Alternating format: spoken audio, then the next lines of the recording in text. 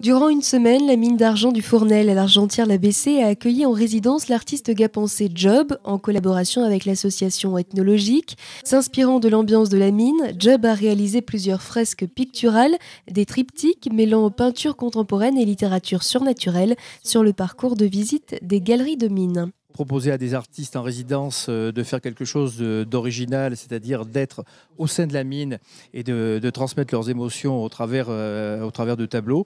Je crois que c'était effectivement un pari, mais un pari qui est réussi lorsqu'on voit la qualité des œuvres qui sont proposées ici. L'artiste gapençais Job a passé une semaine dans la mine d'argent du Fournel et réalisé plusieurs fresques mêlant peinture contemporaine et littérature surnaturelle.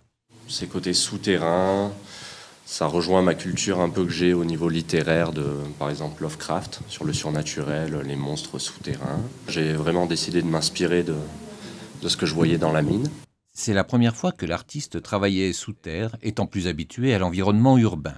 Dans le milieu urbain, tout ce qui est graffiti, en fait, c'est un peu comme dans la mine, c'est un peu sujet à dégradation. Vu que sur les murs dans une ville, on a tendance à être recouvert par d'autres graffeurs. Et là, en fait, c'est pareil, j'ai décidé de, par exemple, pas vernir mes toiles pour qu'elles puissent se détériorer avec le temps comme elles le feraient dehors au final. Au final, une exposition originale dans un lieu inhabituel. Petite visite. Alors, au niveau de chaque tableau, oui, c'est plus une inspiration qui est venue comme ça. Le premier qui est dans la salle du treuil, on est entouré par l'eau, donc j'ai essayé de travailler sur l'élément de l'eau.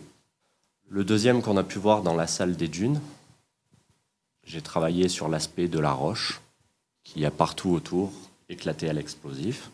Le troisième, j'ai décidé quand même de travailler sur ceux sans qui on ne serait jamais là, donc les mineurs, donc le portrait du mineur.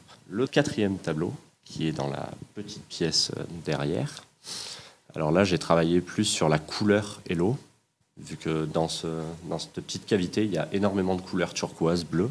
Et j'ai fini par celui qui m'a inspiré directement quand je suis rentré dans cette mine, Lovecraft.